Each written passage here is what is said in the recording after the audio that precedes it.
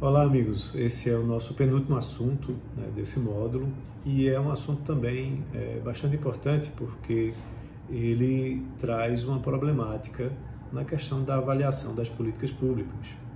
É a forma de como você vai comparar, né, grupos que estão sendo beneficiados pela política pública e os chamados grupos de controle, certo? E importante ferramenta para isso é justamente a questão de você aleatorizar, né? Fazer com que esse grupo escolhido para ser o grupo de controle seja escolhido de forma aleatória, né? Então a gente vai tratar muito desse assunto. E esse assunto está no capítulo 3, né, do Handbook on Impact Evaluation. Né? Ele está lá, é um capítulo bastante completo, né, falando justamente sobre aspectos importantes dessa questão da aleatorização e alguns tratamentos que são dados, certo? Então vou falar um pouco sobre isso aqui e fica a leitura para que vocês possam fazer esse acompanhamento. Inclusive, na academia, né, como professor, na hora que a gente vai fazer estudos econométricos, é sempre uma problemática você fazer essa separação de observações para serem utilizadas no grupo de controle. E na parte de políticas públicas, em países em desenvolvimento, é ainda mais problemático, né? Até porque muitas vezes as políticas são políticas que vão fazer com que a família melhore a sua renda, a família tenha mais alimentos, tenha mais educação, e aí tem até questões éticas em relação a isso, de você estar deixando um grupo de controle, né, para justamente mensurar o impacto dessa política, né, para aquele grupo que foi beneficiado em relação ao grupo de controle, né? Então, o principal objetivo para se utilizar a aleatoriedade nessa escolha de observações é justamente você evitar o que a gente chama de viés de seleção. Então, para isso, você tem que escolher áreas, né, ou grupos, aí a gente tem que ver, né, depende de cada caso, se você vai demarcar uma área geográfica ou separar grupos de pessoas, né, que são os grupos de controle, né, para que você possa assegurar essa compatibilidade com as áreas que são, ou os grupos que são participantes dos programas, né, e assim calcular os efeitos nas áreas tratadas. E, claro, comparar os diferentes resultados de um grupo com o outro. Então, é muito importante. Isso termina trazendo uma informação significativa para a análise que você faz desse impacto. Então, é importante fazer essa escolha levando em consideração que as duas áreas ou os dois grupos iriam ter os mesmos resultados, né, caso não recebessem, né, esses tratamentos da política em questão.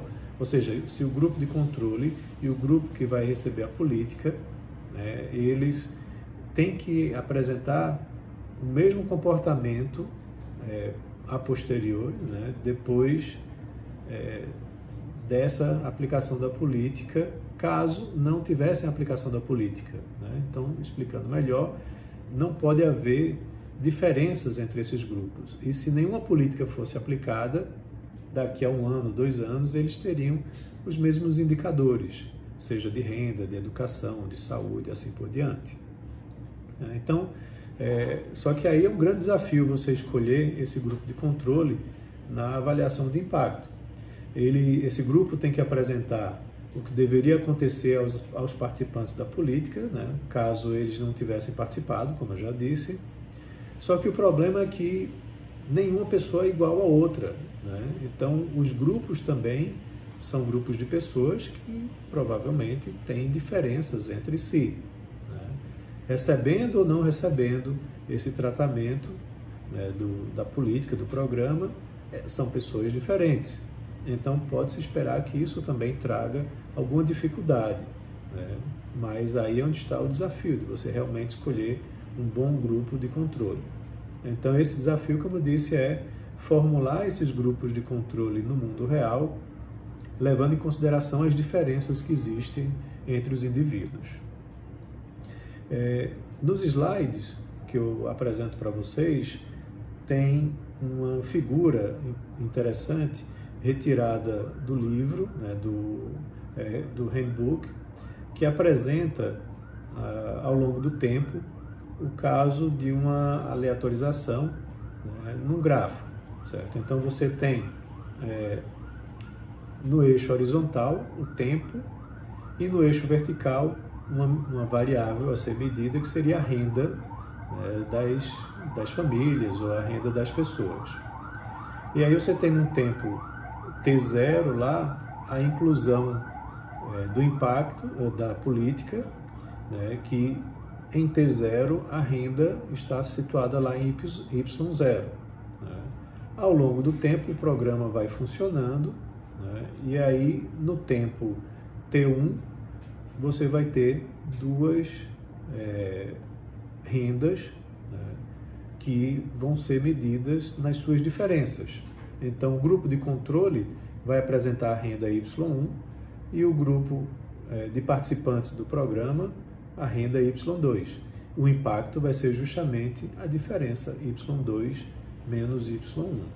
Então, assim, é apresentado de forma simples, né, para facilitar o entendimento, mas tem muita coisa por trás disso, não é só analisar separadamente. Tem que ver algumas questões de como tratar essa separação, né? Então, essa adoção da aleatorização traz algumas questões que precisam ser discutidas, e o capítulo 3 tem uma leitura muito interessante sobre isso, que eu recomendo vocês fazerem, né, do Handbook on Impact Evaluation, até para vocês verem como são tratadas essas diferenças, e provavelmente vocês vão ver isso mais à frente nos módulos do próprio curso. Tá? Então, a primeira questão é com relação ao que eu tinha mencionado no início, das questões éticas.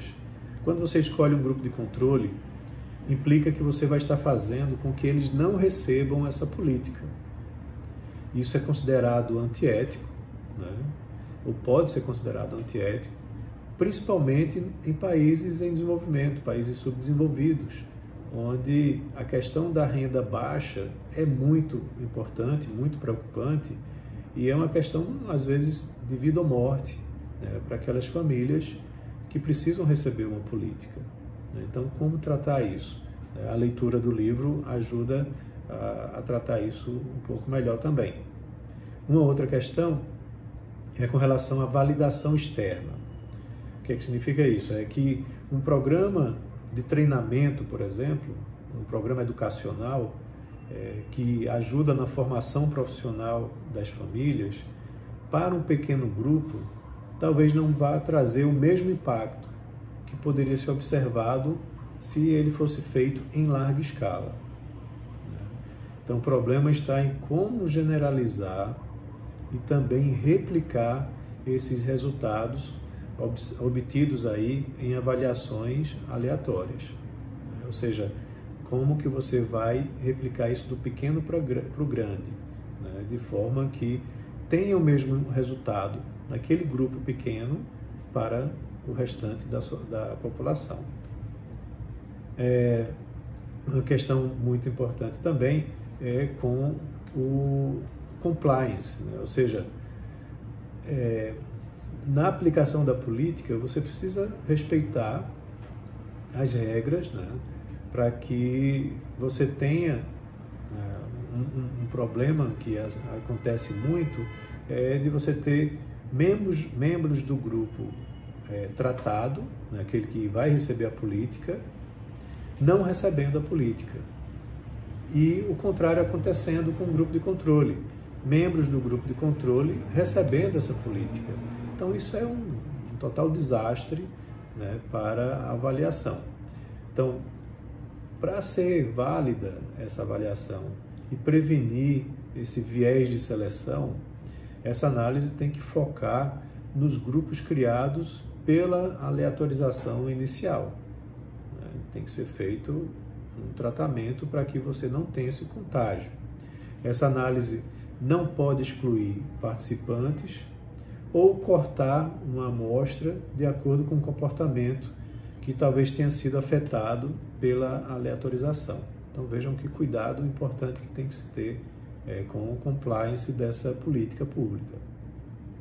Por último, né, tem a questão também dos efeitos de transbordamento.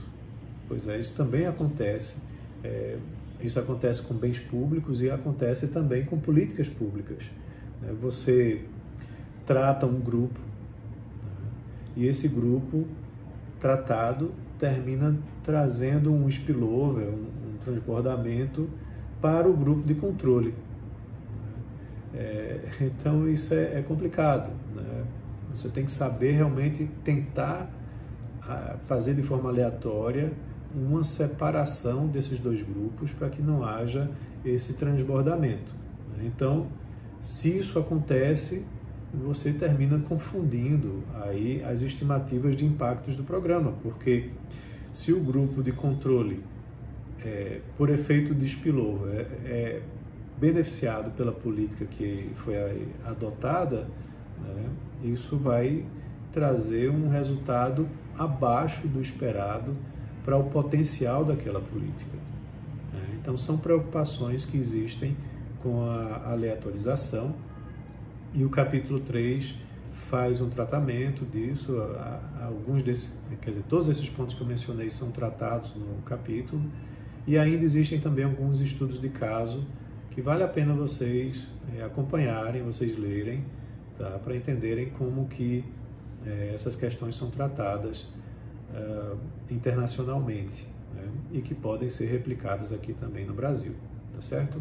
Então isso conclui o nosso quinto módulo, né? Fica faltando só o sexto módulo para a gente encerrar o nosso curso. Um abraço, até a próxima!